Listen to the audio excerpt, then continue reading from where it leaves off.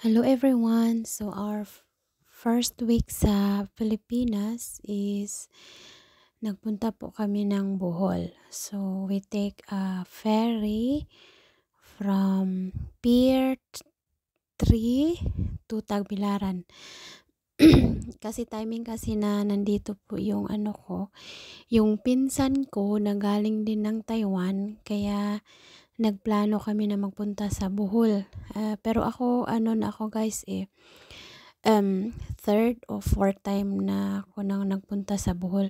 Ewan ko ba, ang ganda kasi ng Bohol. Nagagandahan kami ng asawa ko sa Bohol. Tapos ito yung second day namin, nag-trip ng ng ATV. Nakakatuwa po yung ATV.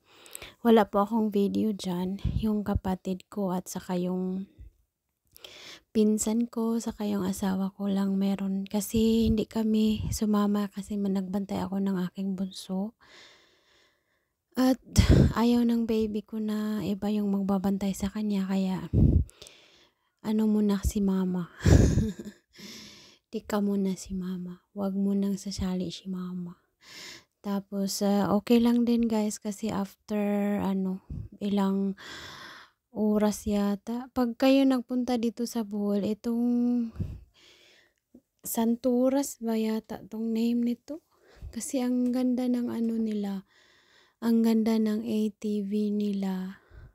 Talaga siya is ang layo ng lakad, lalakarin mo. Tsaka nagpunta kami dito sa pinaka old na church all over the Asia. Nagpunta kami dito, kami nagsindi ng kandila. Ang dami pong tao, ang daming bumibisita dito. Ito po yung video ng photographer. Pag nag-ATV kayo guys, bibigyan pala kayo ng aba 1 hour yata. Depende sa'yo kung ilang oras gusto nyo. Bibigyan kayo ng yung rate nila is by hour. So, I think 1 hour is 1,200 per person. Pero sulit na sulit po siya guys. Ang saya-saya po namin. Ang saya-saya po nila. Hindi kasi ako nakasama kasi nga yung baby ko, ako lang nagbabantay. Ang ganda nilang panoorin. Pero yung first time kong nagpunta dito sa Bohol, yung wala pa kaming baby ng asawa ko, is nag-ATV din kami. At saka 1 hour and 30 minutes yata yun.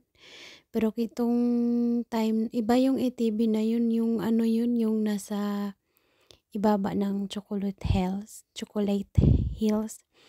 Wag po dun kasi ang ng iikutan, hindi masyadong malayo.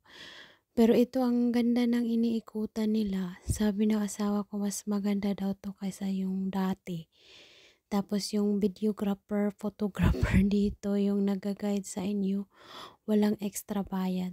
Kasi yung dati, humihingi sila ng extra bayad sa amin, sabi permit daw. Pero ito wala. Kami lang nagbigay sa sa nag-photographer.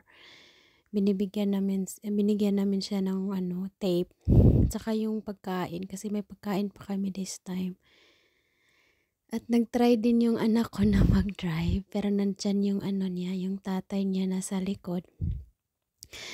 Ay, ang na nila niyan guys, ang dumi-dumi na nila niyan. Yung nasa para harapan is yung pinsan ko. Sabi niya, sulit na sulit daw.